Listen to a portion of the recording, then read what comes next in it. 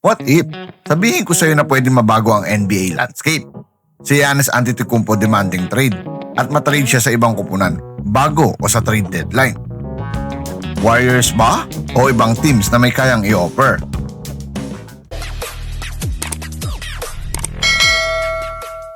What's up mga idolo? Welcome back sa aking channel. What if biglang magising tayo bukas at wala na si Giannis Antetokounmpo sa Milwaukee Bucks?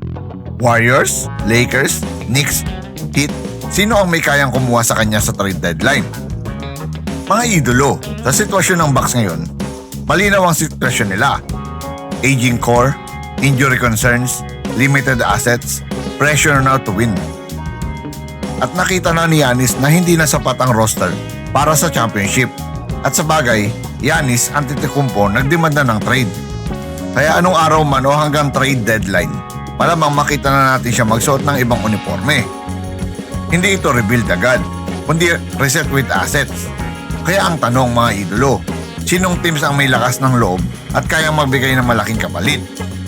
Ang unang team na gustong kumuha sa kanya at gutom na makuha siya ay ang Golden State Warriors mga idolo. Bakit nga ba gustong-gusto ng Warriors? May championship DNA na kasi sila. May Stephen Curry na win now mode. Desperado sa dominant big man. Can you imagine mga idolo? Giannis plus Steph equals instant title favorite. At mga idolo, ito ang potential offer para sa Bucks. Una na rito si Jonathan Kuminga, si Podziemski, Moses Moody, 3 and 4 first round picks, at pick swap. Ito ang tipo ng package na may young star potential, Kuminga and Podziemski, may veteran contract para kay Moses Moody, may long-term drop control. Pero reality check muna tayo mga idolo. Mauubos ang future ng Warriors. Isang last dance ng Curry era. Pero kung may chance sa ring, go all in ang Warriors. At isa pa, mawawala ng 3-point shooter ang Warriors. Pangalawang team na gustong-gusto rin makuha si Giannis Antetokounmpo, ang Los Angeles Lakers. Bakit nga ba Lakers, idolo? Hollywood market, LeBron legacy years, Lakers always swing big.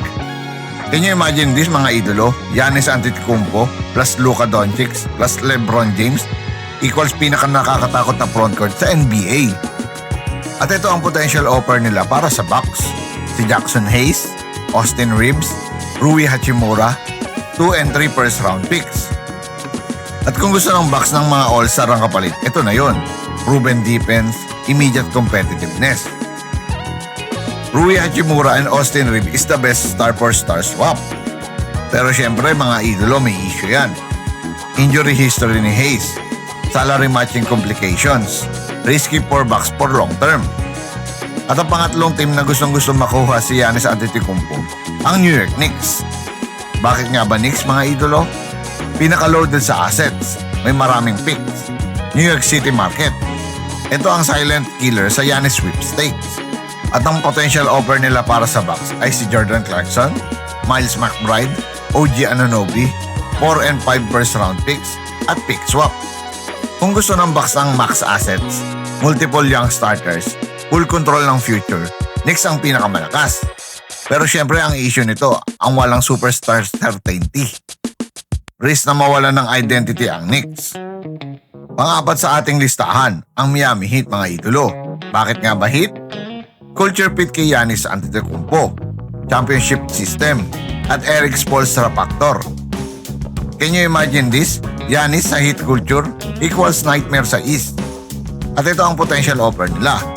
Wiggins, sign and trade, Tyler Hero, Jaime Jaquez Jr., at 2 and 3 first round picks. Heat ang tipo ng team na hindi maraming assets pero high quality players. Ito nga lang ang issue nila.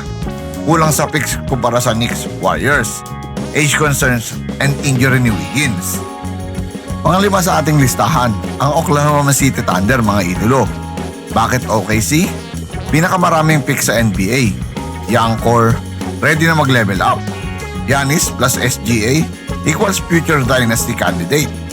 Potential offer nila para sa Bucks, si Lu Dort, Jalen Williams, 5 and 6 first round picks, at saka pick swaps. Kung rebuild ang gusto ng Bucks, OKC ang jackpot. Pero ang issue nito, baka ayaw ng OKC magmadali. Risk sa chemistry ng young core. Pang-anim at panghuli sa ating listahan, ang Chicago Bulls. Bakit nga ba Chicago Bulls mga idolo? Historic franchise, need ng new face, market appeal. Imagine this mga idolo, Giannis Antetokounmpo equals instant relevance. Potential offer, Kobe White, Patrick Williams, Josh Giddey, 3 first round picks. Hindi pinakamalakas pero market value plus star power. At ito ang final power ranking ng mga teams. Kung assets ang basehan, Knicks, Thunders, Warriors ang maglalabanan. Pero kung win now, Warriors, Lakers, Heat ang maglalaban. Kung legacy plus control, Chicago o Miami Heat. Final take tayo mga idolo. Ang totoo, hindi basta-basta ititrade si Giannis Antetokounmpo kahit nag-demand pa siya ng trade.